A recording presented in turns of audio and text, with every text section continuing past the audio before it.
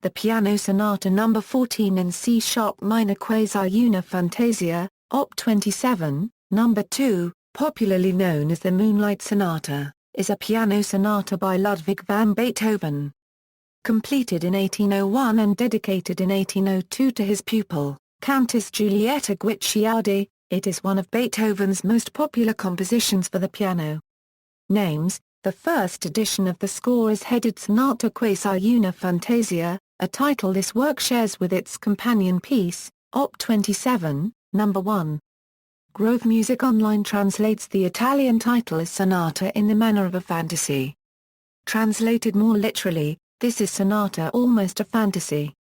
The name Moonlight Sonata comes from remarks made by the German music critic and poet Ludwig Rellstab. In 1832, 5 years after Beethoven's death, Rellstab likened the effect of the first movement to that of moonlight shining upon Lake Lucerne. Within 10 years, the name Moonlight Sonata was being used in German and English publications. Later in the 19th century, the sonata was universally known by that name. Many critics have objected to the subjective, romantic nature of the title Moonlight, which has at times been called a misleading approach to a movement with almost the character of a funeral march, and absurd. Other critics have approved of the sobriquet, finding it evocative or in line with their own interpretation of the work. Gramophone founder Compton Mackenzie found the title harmless, remarking that it is silly for austere critics to work themselves up into a state of almost hysterical rage with poor Rellstab, and adding, "What these austere critics fail to grasp is that unless the general public had responded to the suggestion of moonlight in this music, Rellstab's remark would long ago have been forgotten." Form. Although no direct testimony exists as to the specific reasons why Beethoven decided to title both the Op. 27 works as Sonata Quasi una fantasia, it may be significant that the layout of the present work does not follow the traditional movement arrangement in the classical period of faster-slower, faster-fast. Instead, the sonata possesses an end-weighted trajectory, with the rapid music held off until the third movement. In his analysis, German critic Paul Becker states that the opening sonata allegro movement gave the work a definite character from the beginning, which succeeding movements could supplement but not change. Beethoven rebelled against this determinative quality in the first movement. He wanted a prelude, an introduction, not a proposition. The sonata consists of 3 movements: Adagio sostenuto, Allegretto, Presto agitato, Adagio sostenuto. The first movement, in Ca unregistered trademark minor, is written in an approximate truncated sonata form. The movement opens with an octave in the left hand and a triplet figuration in the right. A melody that Hector Berlioz called a lamentation, mostly by the right hand, is played against an accompanying ostinato triplet rhythm, simultaneously played by the right hand. The movement is played pianissimo or very quietly, and the loudest it gets is mezzo forte or moderately loud. The Adagio sostenuto has made a powerful impression on many listeners. For instance, Berlioz said of it that it is one of those poems that human language does not know how to qualify. Beethoven's student Carl Czerny called it a nocturnal scene, in which a mournful ghostly voice sounds from the distance. The movement was very popular in Beethoven's day, to the point of exasperating the composer himself, who remarked to Czerny, "Surely I've written better things." Allegretto.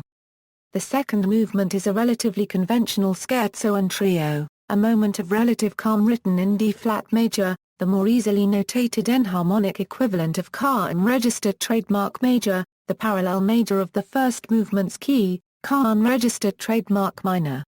Franz Liszt is said to have described the second movement as a flower between 2 chasms.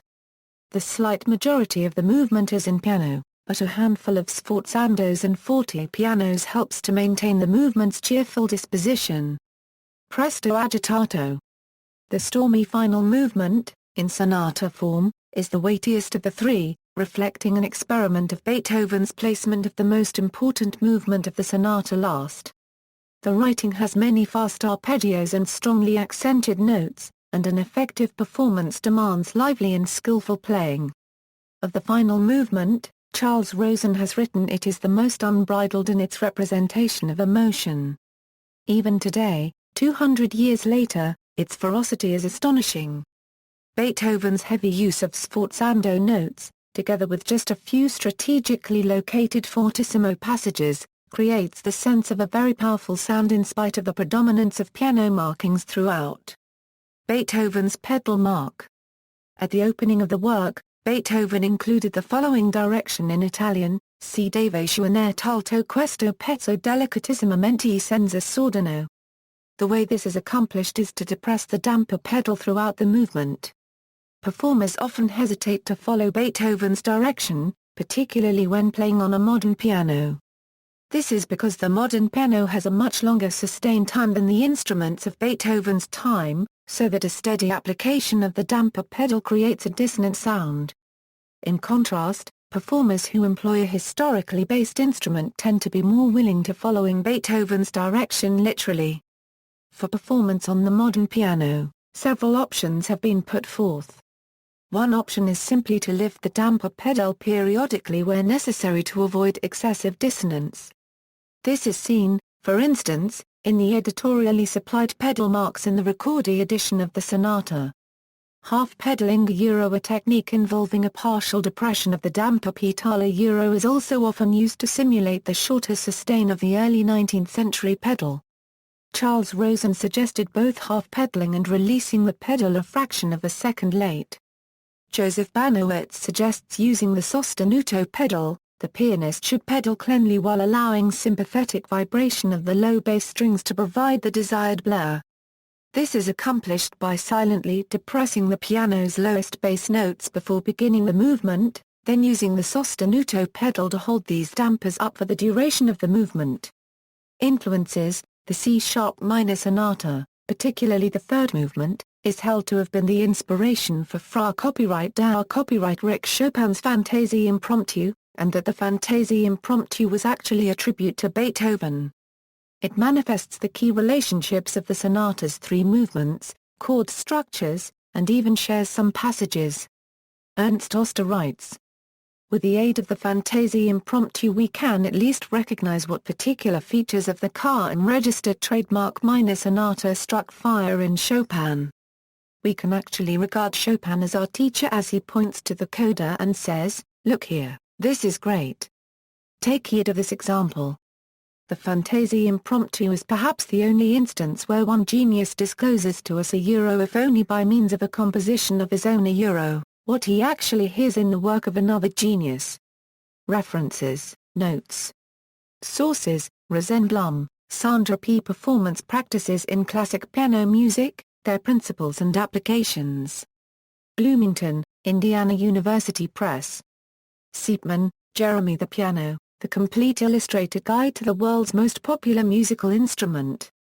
External links: detailed analysis and recordings review of Beethoven's Moonlight Sonata, first movement for piano and orchestra on YouTube, arranged by Giger Churkin, Beethoven unregistered trademark S. Piano Sonata No. 14 in C-sharp minor, Op. 27, No. 2, performed by Artur Schnabel, lecture and performance of the work on YouTube by Andrew S. Schiff, recording of Moonlight Sonata No. 14 in C-sharp minor, published by OneStPiano.com, third movement on YouTube by Wilhelm Kemp, scores, Piano Sonata No. 14, free scores at the International Music Score Library Project, Sonata No. 14 at the Mutopia Project, free sheet music of Moonlight Sonata from Cantorian.org, Ricordi edition, the William and Gail Cook Music Library at the Indiana University School of Music.